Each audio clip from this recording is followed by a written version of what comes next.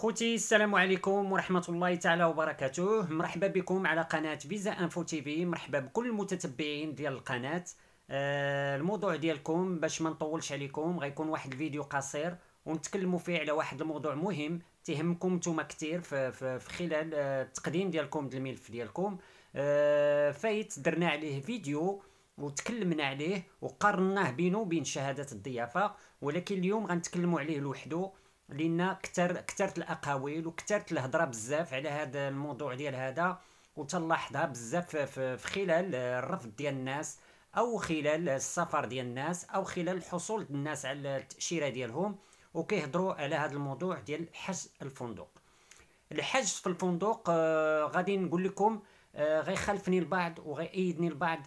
علاش؟ لان غادي نقول لكم واحد القضيه بالنسبه اللي كيقدموا الملفات ديالهم للقنصليه وكيبغيو يعرفوا واش الحجز مؤكد، كيطلبوا القنصليه واش ملي كيرفضوا لك واش داك الحجز هو السبب من الاسباب ديال الرفض ديالك. انا غنعتبر الحجز في واحد القضيه غادي نتكلم لكم عليها، وقليل الناس اللي كيفهموا فيها، وكاينين الناس اللي عندهم تجربه في هذه المسائل وخداو الفيزا ولاحظوها وغادي يكونوا متفقين معايا في واحد القضيه ان الحجز غير مؤثر على الملف ديالك 100%. علاش؟ غادي نقول لك علاش. لان الحجز نتوما نورمالمون ملي كتدفعوه غادي نجيو الاسباب اللي كيطلبوا بطبيعه الحال الناس القنصليات اللي كيطلبوا الحجز، ولكن غنتكلموا على واحد الدول اللي نتوما معنيين بالامر وكتدفعوا لهم بزاف بحال ايطاليا، فرنسا، اسبانيا. هادو اللي غنتكلموا عليهم بزاف. غادي نتفاداو القنصليات الاخرين اللي غادي نجي لكم الجوانب ديال الحجز ديالهم، واش كيبغيوه مؤكد او لا. ولكن غنتكلم لكم على هاد القنصليات هادو اللي تيكون عليهم الدرك وتيكون الدفيع بزاف فيهم، هما فرنسا، ايطاليا، اسبانيا، وبعض الدول كالمانيا، بلجيكا وهولندا. ولكن غنتخصصوا لهاد الثلاثه هادو، ايطاليا، اسبانيا، فرنسا. هادو بالنسبه للناس اللي كيتقدموا ليهم وتيتقدموا ليهم بالحجز في الفندق، وتيقول لك ملي تعطوهم الرفض كيقول لك الحجز في الفندق هو سببنا في الرفض. انا تنخالفهم في هذه القضيه. علاش؟ بحكم التجربه ديالي اللي دوزت مع الناس وبحكم التتبعات ديال الملف ديالهم كنلاحظ ان الحجز في الفندق ماشي هو السبب باش رفضوا لهم. لان اللي خدا بالحجز في الفندق كان اصلا دفع بواحد الحجز كيكون فيه الغاء او انيولاسيون وتيدفع وتياخذ الفيزا. هنا تيبين لك ان الحجز ماشي هو السبب انك باش تاخذ الفيزا اكثر من الموارد ديالك اللي كتدفعهم. وفوقاش كيديروا لك الحجز انه كيبغيوه مؤكد. مي كيكون واحد التوازن بالملف ديالك مع الحجز في الفندق، هنا في كيطلبوا لك الحجز انه يكون مؤكد، او القنصليه بالذات كتطلب منك انك تمشي تجيب لهم المؤدى عليه، يعني تمشي تخلصو تجيب الايصال ديالو وكما كيقولوا ليه فوشر، وكتخلص بكارت كريدي بطاقه الائتمان وكتجيبوا لهم باش كيتاكدوا انك راه خلصتي الواجبات ديال الفندق. في هذه الحاله هذه غير ملي تيتقاد الدوسي ديالك وتيكون واحد التوازن بينه وبين الملف. الا كان الملف ديالك طالع على الحجز في الفندق، الحجز في الفندق ما كيشوفوش فيه. الا كان الحجز الفندق طالع على الملف ديالك بالاصل بطبيعه الحال تيكون رفض بالملف، ما تيكونش رفض بالفندق، لان الملف ديالك تيكون فيه خلل. ربما في الحجز ربما في الكشوفات الحسابيه، ربما في الراتب الشهري، ربما تيكون الشغل العمل ديالك باقي جديد، ربما ديك الشركه اللي خدام فيها ما عرفوهاش، ما تواصلوش بهاد الشركه، ما عمرهم شافوها في الملفات ديالهم. كاينين اسباب بزاف باش كيرفضوا الواحد، ومي كيرفضوا ليه كيلوح اللومه على حجز في الفندق او الناس ديال الشركه. بعض المرات تيكون عندهم ما عندهمش تجربه، لان هذوك غير بريستاتير، غير كيقبطوا الملفات ويديوهم، ما غاديش يعطيك استشاره ديال الملف او يعرف الملف ديالك مناش تيقول لك راه من الحج في الفندق داك الرفض. يعني اي واحد مشيتي عنده فين ما مشيتي كيقول لك الحج في الفندق، وهذا هو المشكل اللي كاين في المغرب. المغرب كاين نقص في الناس ديال الاستشاره. باش نقولها لكم، كاينين مكاتب بزاف تيعمروا تيقادوا تيعمر لك يقاد لك يقبط لك الموعد يقول لك الدوسي ديالك مزيان، ولكن كاين نقص في الاستشاره. شنو هي الاستشاره؟ تيكونوا معلومات مع التجربه مع الوقت اللي دوز داك السيد ولو كونتاكت ديالو هو اللي تيخلي ان شي حوايج كيبانوا ليه قد واحد اللي كيعمر ما غاديش يبانوا ليه. تيبقى الواحد تيقول ليه ما تلقى ما يدير، تيقول ليه راه ريزيرفاسيون، سير عاودها، انيلاتها ليك لاجونس، دارت لك كدا. وتيبقى هو ديما مع ديك الريزيرفاسيون هي المشكل، ماشي الريزيرفاسيون دوطيل اللي كدير لكم السبب ديال الرفض. الريزيرفاسيون دوطيل كدير الرفض في واحد البلدان اللي ما تيكونش عليها الاقبال بزاف، هي اللي كتبحث في ديك الحجز في الفندق. مثلا فنلندا، النمسا، بعض الدول اللي كيكون قلال عليها التقدم بالطلب، هي اللي كتبقى تفلي بورقه بورقه وكتشوف ان داك الريزيرفاسيون دوطيل اللي درتي ما مناسبش. علاش كتقلب لك لا ريزيرفاسيون دوطيل؟ كتقلب لك لا ريزيرفاسيون دوطيل وكتشوفها واش مؤكده، لان عارفه غتعطيك الفيزا وما غتمشيش لعندهم.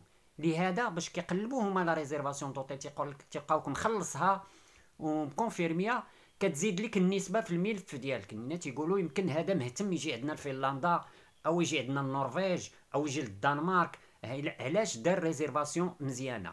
الدول اللي كنهضروا عليها اللي لتحت ما كتشوفش هاد النظريه اللي كيشوفوا هذوك الدول الاخرين اللي ما كيجيوش عندهم الناس الاقبال ديال السياحه. بغض النظر اللي غادي نشوفوا كاينين الناس اللي تنتلاقاهم انا تيقول لك دير ليا غير شي عنوان انا كنمشي ليه، انا تنتحمل المسؤوليه. هذه في فرنسا وفي بعض الدول حتى تيقول لك دير ليا شي دوله انا كنتحمل المسؤوليه ديالها، ما دير لياش لوطيل، دير ليا شي واحد البلاصه راه كنمشي ليها ديما، كندير ليه ديك العنوان وتيعطوه الفيزا.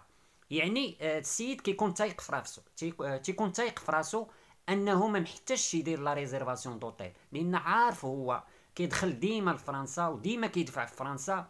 وهاد الناس هادو هما اللي كنحس انهم كيفكروا بحال اللي تنفكر انا. داكشي علاش كندوز لكم انا هاد الميساج وكنقول لكم راه كاينين الناس اللي عندهم تجربه ما كيديروش استشاره، ما كيعمروش، كيسافروا بزاف وما مهتمينش، عندهم خدمتهم ولكن عندهم تجربه في هادشي ديال لي ريزيرفاسيون، عندهم كونتاكت مع النصارى اللي لداخل، تيعرفوا شنو تيقولوا لهم النصارى وكيوضحوا لهم شي امور ديال الاستشارات ديال الفيزا. ومنهم كنستافد انا من هاد الناس هادو اللي تيكونوا قدام تيدفعوا في الفيزا صافي واحد 20 طون هما كيدفعوا لحبابهم وكيدفعوا ليهم وكيدفعوا الناس ديال الخدمه وكيجيبوا خبره وتيجلسوا مع النصارى اللي خدامين لداخل. ماشي قضيه كيديروا لك فيزا، ولكن كتكسب منهم بعض الحوايج اللي كيفيدوك منها من ناحيه ديال الاستشاره ديال الملف. هادشي علاش باش انا تنأكد لكم ان الريزيرفاسيون دوطيل ما عندهاش شي تاثير في الملف، ما كتاثرش في الملف، وخاصه في دول فرنسا ايطاليا اسبانيا ما عندهاش تاثير. ما يقوليش الواحد راه رفضت ليا بسبب ريزيرفاسيون دوطيل، ما رفضتلكش بسبب ريزيرفاسيون دوطيل. حجز في الفندق ما غيكونش هو السبب ديال الرفض ديالك. الا بغاو يعطوك الفيزا راه اقل حاجه كيديروا معاك وهي كيتصلوا بك وتيقول لك سير جيب لنا واحد لا ريزيرفاسيون دوطيل تكون 7 ايام او 5 ايام او 4 ايام تكون مخلصه. هذه الا بغاو يعطوك الفيزا. اما يقول لي راه رفضوا لي على ود الحجز في الفندق، هذه ما كايناش وما متفقش معاه، لان الناس خدات بلي زانيولاسيون وعندها الدوسي ديالها تايقه فيه ودفعات وخدات الفيزا.